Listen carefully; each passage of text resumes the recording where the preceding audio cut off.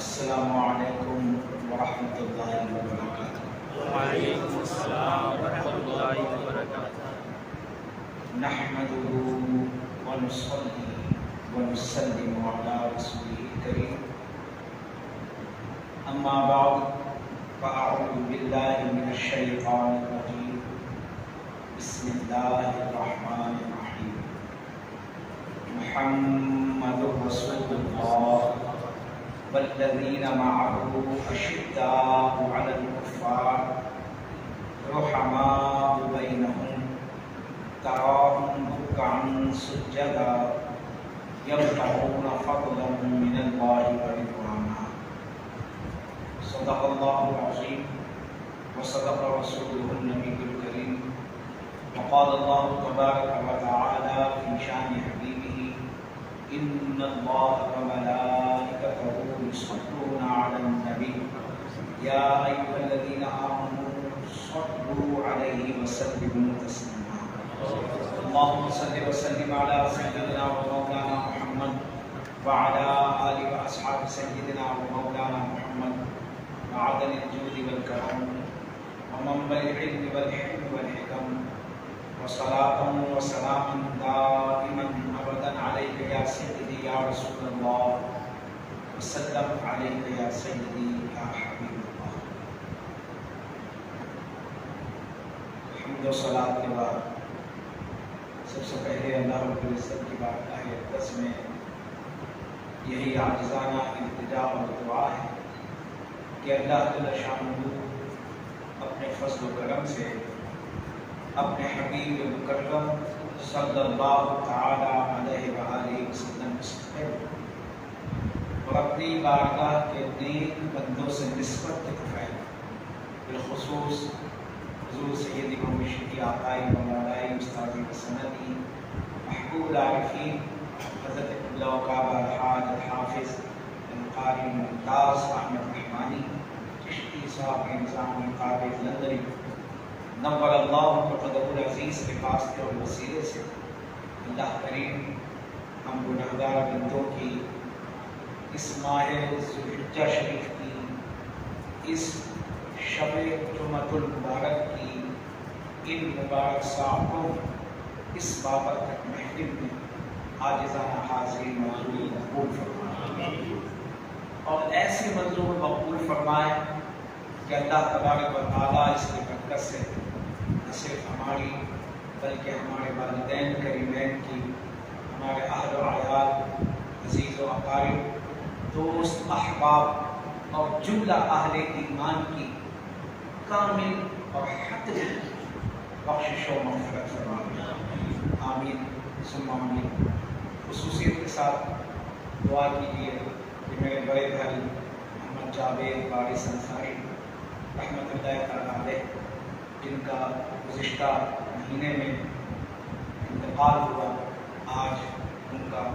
40واں چہلم کی فاتحہ ہوئی، اللہ کریم ان کی بھی بخشش اور مغفرت فرمائے، ان کی قبر کو نور علی نور بنائے، ان کو جنت الفردوس کا مقام اعلیٰ عطا فرمائے، اور جتنے بھی ان کے لواحقین ہیں، ہم اہل خاندان ہیں، پسماندگان ہیں، سب کو اللہ تبارک و تعالیٰ سب کی تمید عطا فرمائے، آمین ثم آمین۔ عزیزان گرامی، آج ماہ ذوالحجہ شریف کی 15ویں شب ہے۔ یہ بابرکت مہینہ اپنی رحمتوں اور برکتوں کے ساتھ جاری ہے، جہاں اس مہینے کو اور بہت ساری خصوصیات حاصل ہیں، اوصاف امتیازات حاصل ہیں، فضیلتیں، عظمتیں اور بزرگیاں حاصل ہیں، وہیں اس ماہ ذوالحجہ شریف کو خلیفہ سوم، جامع القرآن، امیر المومنین حضرت سیدنا عثمان بن عفان رضی اللہ تعالیٰ عنہ سے بھی نسبت حاصل ہے کہ اسی ماہ ذوالحجہ شریف کی جمہور مورخین کے مطابق، علماء کرام کے مطابق 18 تاریخ کو آپ کی شہادت مدینہ منورہ میں 18 ذوالحجہ سن 35 ہجری آپ نے مقام شہادت حاصل کی۔ تو اس اعتبار سے یہ بابرکت مہینہ شہادت عثمان غنی رضی اللہ تعالیٰ عنہ کا مہینہ ہے۔ تو آج کی اس نشست میں ہم امیر المومنین حضرت سیدنا عثمان غنی رضی اللہ تعالیٰ عنہ کی سیرت و شخصیت اور آپ کے اوصاف حمیدہ اور اخلاق حسنہ اور آپ کی شان و عظمت کے حوالے سے گفتگو کا آغاز کرتے ہیں، کیونکہ ایک نشست میں گفتگو مکمل نہیں ہو پاتی، 20-25 منٹ میں آگے رکھتے ہیں، کما ہم کو کسی ایک موضوع پر گفتگو کا حق ادا نہیں ہو پاتا۔ تو اس لیے ساجد نے کہا کہ آج کے اس حلقے میں اس موضوع پر گفتگو شروع کرتے ہیں، اور انشاءاللہ الرحمن یا زندہ صحبت باقی انشاءاللہ الرحمن اگلے جمعرات کو بھی اسی سلسلے تکلف کو آگے بڑھائیں گے۔ جتنی بھی گفتگو ممکن ہو سکی اللہ تبارک و تعالیٰ نے جو مجھ سے کہلانا چاہا، آپ تک پہنچانا چاہا، وہ آپ تک حضرت سیدنا عثمان غنی رضی اللہ تعالیٰ عنہ کے حوالے سے ضرور پہنچے۔ تو حضرت سیدنا عثمان غنی رضی اللہ تعالیٰ عنہ یہ شمار فضائل و مناقب میں اور آپ کا شمار سابقون الاولون میں ہوتا ہے۔ یہ ایک قرآنی اصطلاح بھی ہے، سابقون الاولون، اور اسلام کی اصطلاح بھی ہے، یعنی وہ خوش نصیب مسلمان جو اسلام کے ابتدائی دور میں حلقہ اسلام میں داخل ہوئے، مشرف پر اسلام ہوئے، اور جنہوں نے اسلام کی اپنی جان سے، مال سے، ہر اعتبار سے خدمت کی، وہ سابقون الاولون میں شامل ہیں۔ تو وہ چند خوش نصیب لوگ جنہوں نے نبی کریم صلی اللہ علیہ وسلم کے اعلان نبوت کے بعد سب سے پہلے اسلام قبول کیا، ان میں سے ایک حضرت سیدنا عثمان غنی رضی اللہ عنہ، بلکہ ایک روایت کے مطابق تو چوتھے نمبر پر آپ نے اسلام قبول کیا، اور آپ کی پیدائش جو ہے وہ سن 6 عام الفیل میں،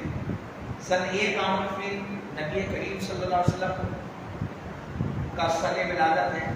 اور اس کے کم بیش 6 سال بعد، یعنی عمر کے اعتبار سے حضرت سیدنا عثمان غنی رضی اللہ تعالیٰ عنہ حضور نبی مکرم صلی اللہ علیہ وسلم سے 6 سال چھوٹے تھے۔ چنانچہ جب اعلان نبوت کیا نبی کریم صلی اللہ علیہ وسلم نے، اور حضرت سیدنا عثمان غنی رضی اللہ تعالیٰ عنہ نے اسلام قبول فرمایا، تو اس وقت آپ کی عمر مبارک کم و بیش 34 سال۔ قبولیت اسلام سے قبل بھی وہ چند ہستیاں کہ جو اس وقت کے معاشرے میں جو اخلاقی بیگا روی کا شکار معاشرہ تھا، کفر و شرک کا اور اخلاقی بیگا روی کا دورہ تھا، شراب نوشی، زنا، بدکاری، لوٹ مار، چوری، خط و غارت گری، فساد، لڑائی جھگڑا عام تھا، لیکن اس معاشرے میں بھی وہ چند نفوس قدسیہ جو اس معاشرے کی آلودگیوں سے اپنے آپ کو پاک رکھے ہوئے تھے، ان میں سے ایک امیر المومنین حضرت سیدنا عثمان غنی رضی اللہ عنہ، یعنی ابھی اسلام قبول نہیں کیا، نبی کریم صلی اللہ علیہ وسلم کی جانب سے اعلان نبوت نہیں ہوا، لیکن اس سے قبل بھی حضرت سیدنا عثمان غنی رضی اللہ تعالیٰ عنہ کا شمار قریش کے، مکہ مکرمہ کے ان نوجوانوں میں ہوتا تھا جو بڑے حیادار سمجھے جاتے تھے، جو اخلاق کا پیکر سمجھے جاتے تھے، اور جن کے اخلاق کی، جن کے شرم و حیا کی، جن کی صدق و راست بازی کی مثالیں دی جاتی تھی، اور جن سے اہل قریش اور اہل مکہ بہت محبت کرتے تھے۔ چنانچہ حضرت سیدنا عثمان غنی رضی اللہ تعالیٰ عنہ بڑے اخلاقی اوصاف کے حامل تھے، اور یہی وہ اخلاقی وصف تھا یہی وہ اللہ تبارک و تعالیٰ کی جانب سے عطا شدہ آپ کی فطرت سلیمہ تھی کہ جس کی بدولت جب ان کے سامنے اسلام کی دعوت پیش کی گئی تو آپ نے اس کو قبول فرما لیا اور آپ مسلمان ہو گئے۔ پھر قبولیت اسلام کے بعد آپ نے اپنا سب کچھ حضور نبی کریم صلی اللہ علیہ وسلم کی بارگاہ میں قربان کر دیا۔ آپ نے حضرت سیدنا عثمان غنی رضی اللہ تعالیٰ عنہ کا یہ لفظ سنا ہے، ذو النورین، دو نور والے۔ یہ کیوں ہے آپ کا؟ یہ اس لیے ہے کہ حضور نبی کریم صلی اللہ تعالیٰ علیہ وآلہ وسلم کی دو صاحبزادیاں یکے بعد دیگرے آپ کے نکاح میں آئیں، حضرت سیدہ رقیہ رضی اللہ تعالیٰ عنہ اور حضرت سیدہ ام کلثوم رضی اللہ تعالیٰ عنہ۔ یہ دونوں صاحبزادیاں یکے بعد دیگرے حضور نبی کریم صلی اللہ علیہ وسلم نے حضرت سیدنا عثمان غنی رضی اللہ تعالیٰ عنہ کے نکاح میں دی، بلکہ حضرت سیدہ رقیہ رضی اللہ تعالیٰ عنہ کا نکاح اعلان نبوت سے قبل ہو چکا تھا۔ تو یہ معلومات جانتے چلیں تاکہ آپ کو اندازہ ہو کہ حضرت سیدنا عثمان غنی رضی اللہ تعالیٰ عنہ کا مقام و مرتبہ، ان کی شان و عظمت کیا ہے کہ حضور نبی کریم صلی اللہ علیہ وآلہ وسلم نے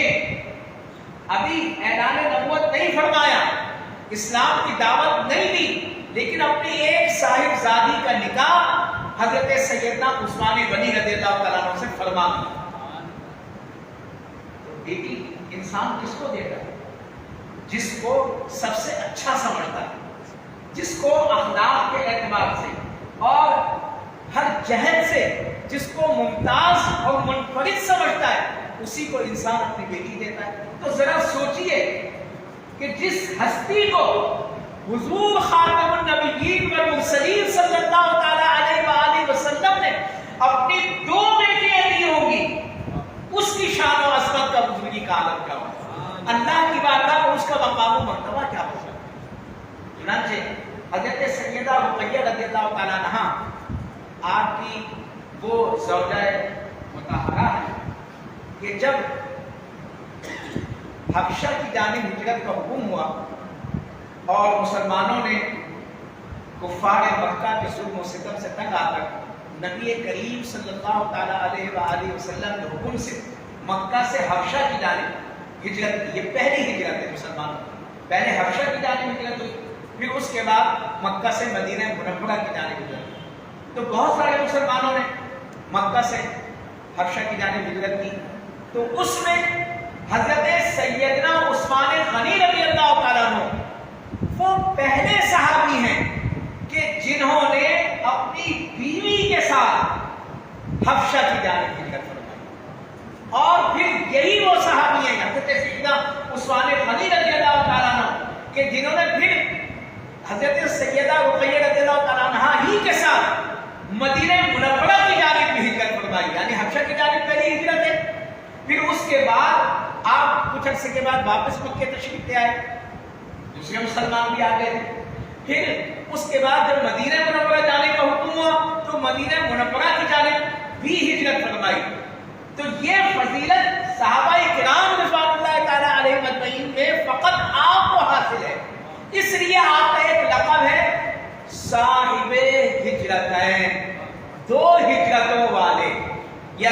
صاحب ذو ہجرتین، دو ہجرتوں والے، یہ آپ کا منفرد مقام ہے۔ پھر جب مدینہ منورہ تشریف لے آئے، حضرت سیدہ رقیہ رضی اللہ تعالیٰ عنہ آپ کے نکاح میں تھی، جہاد کا حکم ہوا، سن 2 ہجری میں غزوہ بدر حق و باطل کا پہلا بڑا معرکہ رونما ہوا، جس میں خود نبی کریم صلی اللہ تعالیٰ علیہ وآلہ وسلم بنفس نفیس سپہ سالار بن کر تشریف لے گئے۔ تو جب غزوہ بدر کا موقع تھا، مسلمان جنگ کے لیے مدینہ منورہ سے روانہ ہوئے، تو حضرت سیدنا عثمان غنی رضی اللہ تعالیٰ عنہ بھی جہاد کے لیے تیار ہوئے، گھر سے بارگاہ رسالت آپ صلی اللہ علیہ وسلم میں تشریف لے آئے تو اس وقت حضرت سیدہ رقیہ رضی اللہ تعالیٰ عنہ ایمان کی. حضور نبی کریم صلی اللہ علیہ وسلم نے ارشاد فرمایا کہ اے عثمان تمہاری بیوی رقیہ بیمار ہے، میرا مشورہ ہے کہ تم ان کی تیمارداری کے لیے مدینے میں ہی اور ہمارے ساتھ نہ جاؤ غزوہ کرجن پر. حضرت سیدنا عثمان غنی رضی اللہ تعالیٰ عنہ نے عرض کی کہ یا رسول اللہ صلی اللہ علیہ وسلم دیکھیے جذبہ جہاد دیکھیے، ہمارے گھر میں تو کوئی معمولی سا عذر پیش آ جائے تو ہم فقط اسی کو بہانہ بنا لیتے کہ بھئی آج حمزے میں نہیں جانا، کہ آج بچے کی طبیعت خراب ہے، بیوی کی طبیعت خراب ہے یا کوئی اور. لیکن یہاں دیکھیے اللہ کی راہ میں لڑنے کا موقع تھا، بستر عدالت پر تھی بنت رسول اللہ صلی اللہ علیہ وسلم، اور شوق جہاد ایسا تھا کہ تیار ہو کر غزوے کے لیے جنگ کے لیے تشریف لے آئے. نبی کریم صلی اللہ علیہ وسلم نے جب یہ ارشاد فرمایا کہ رک جائیے آپ تیمارداری، تو آپ نے عرض کی کہ یا رسول اللہ صلی اللہ علیہ وسلم سب مسلمان اور آپ جہاد پر جا رہے ہیں اور جنگ کا موقع آ گیا تو میں تو اس شخص سے محروم رہوں گا جہاد سے. تو حضور نبی کریم صلی اللہ علیہ وسلم نے آپ کو بشارت عطا فرمائی کہ نہیں تم محروم نہیں رہو گے، تم بھی جہاد میں شامل سمجھے جاؤ گے، اور اگر اللہ تبارک و تعالیٰ نے ہم مسلمانوں کو فتح دی تو تمہیں مال غنیمت میں بھی حصہ دیا جائے. چنانچہ رسول اللہ صلی اللہ علیہ وسلم کے حکم سے آپ کی ایما پر آپ مدینہ منورہ میں رک گئے. پھر آپ سب جانتے ہیں کہ اللہ تبارک و تعالیٰ نے غزوہ بدر میں مسلمانوں کو شاندار فتح عطا فرمائی. مشرکین و کفار کے مقابلے میں مسلمان مٹھی بھر تھے، 313 مسلمان 1000 کو لڑ کر ساز و سامان سے آڑا سر طویل موضوع ہے. تو جب فتح و نصرت ملی تو مال غنیمت جو مسلمانوں کے ہاتھ آیا تو حضور نبی کریم صلی اللہ تعالیٰ علیہ وآلہ وسلم نے باوجود اس کے کہ حضرت سیدہ عثمان غنی رضی اللہ تعالیٰ عنہ جسمانی طور پر ظاہری طور پر بنفس نفیس غزوہ بدر میں شامل نہیں ہوئے، لیکن ان کو جنگ میں شامل سمجھتے ہوئے ان کو مال غنیمت میں حصہ تھا. تو آپ کا شمار بدری صحابہ میں اس لحاظ سے کیا جاتا ہے، شامل نہیں بھی ہوئے اس کے باوجود آپ کا شمار کیا گیا اور مال غنیمت میں حصہ، یہ بھی آپ کا احساس ہے. پھر جس دن مسلمانوں کو فتح ہوئی ہے اور مدینہ منورہ میں فتح کی خبر پہنچی ہے تو اسی روز حضرت سیدہ رقیہ رضی اللہ تعالیٰ عنہ کا وصال. جب نبی کریم صلی اللہ علیہ وسلم تشریف لائے سارے صحابہ آئے تو پتہ چلا غم کی کیفیت. اب دیکھیے بنت رسول اللہ وفات پا گئی. حضرت سیدنا عثمان غنی رضی اللہ تعالیٰ عنہ بڑے خوبصورت جوان تھے، خوبصورت بھی تھے، خوبصیرت بھی تھے، اعلیٰ ترین اخلاق کے حامل. تو بہت سارے لوگ اس بات کو متمنی تھے کہ حضرت سیدنا عثمان غنی ان کی صاحبزادی سے نکاح کریں. روایات میں یہ بھی ملتا ہے کہ حضرت سیدنا عمر فاروق رضی اللہ تعالیٰ عنہ خود انہوں نے اپنی بیٹی حضرت حفصہ رضی اللہ تعالیٰ عنہ کا پروپوزل خود پیش کیا حضرت سیدنا عثمان غنی رضی اللہ تعالیٰ عنہ کہ اے عثمان میں چاہتا ہوں تم اکیلے ہو اور ماشاءاللہ اللہ تبارک و تعالیٰ نے بہت سارے اوصاف سے آپ کو مالا مال کیا ہے، اگر آپ چاہیں تو میری بیٹی سے آپ نکاح کریں. بھلا کوئی باپ اپنی بیٹی کا خود پروپوزل، لیکن یہ حضرت سیدہ عثمان غنی کی شان تھی نا، ان کے اعلیٰ اخلاق تھے نا کہ حضرت سیدہ عمر فاروق رضی اللہ تعالیٰ عنہ نے یہ چاہا کہ ان کی بیٹی کا نکاح عثمان غنی جیسے شخص سے. لیکن آپ نے فرمایا کہ اچھا میں سوچ کر آپ کو بتاؤں. اب دن پہ دن گزرتے گئے، مہینہ گزر گیا. اب حضرت عمر خطاب رضی اللہ تعالیٰ عنہ جلالی کیفیت کے عامل تھے. دل میں یہ آیا کہ ایک تو میں نے اپنی بیٹی کا نکاح کے لیے خود پیش کیا، خود جو ہے نا رشتہ دیا، اور عثمان غنی نے جواب نہیں دیا مجھے ابھی تک. یہ کیا بات ہے؟ شکایت دے کر حضور کی بارگاہ میں حاضر. اب ذوالنورین کی طرف آ رہا ہوں میں، تو بتایا نا ذوالنورین. ایک بارگاہ رسالت میں حاضر ہوئے ماں کا بیان کیا کہ میں نے چاہا تھا کہ میں اپنی بیٹی کا نکاح عثمان غنی سے کر دوں، اور عثمان کو میں نے کہا بھی، انہوں نے جواب نہیں چھوڑ کے جواب دوں گا، آج تک جواب نہیں دیا. اچھا، تو نبی کریم صلی اللہ علیہ وسلم نے بڑا خوبصورت جواب دیا. آپ نے فرمایا کہ اے عمر تمہاری بیٹی کو اللہ تبارک و تعالی عثمان سے بہتر شخص عطا فرمائے اور عثمان کو اللہ تبارک و تعالی تمہاری بیٹی سے بہتر عورت عطا فرمائے۔ پھر کچھ ہی عرصہ گزرا تھا کہ حضور نبی کریم صلی اللہ علیہ وسلم نے یہ ارشاد فرمایا، کچھ ہی وقت گزرا کہ اللہ تبارک و تعالی نے حضرت عثمان غنی کا نکاح حضرت سیدہ ام کلثوم رضی اللہ تعالیٰ عنہ بنت رسول اللہ کی دوسری صاحبزادی تھی، تیسرے نمبر سب سے بڑی تو حضرت سیدہ زینب تھی، پھر رقیہ، پھر ام کلثوم کی سب سے چھوٹی خاتون جنت سیدہ فاطمہ الزہرا رضی اللہ تعالیٰ عنہ، 4 صاحبزادیاں تھیں۔ تو اللہ کے حکم سے، اس کی ایمان سے، اس کی مرضی سے حضور نبی مکرم صلی اللہ تعالیٰ علیہ وسلم نے اپنی دوسری صاحبزادی حضرت سیدہ ام کلثوم رضی اللہ تعالیٰ عنہ کا نکاح بھی حضرت سیدنا عثمان غنی رضی اللہ تعالیٰ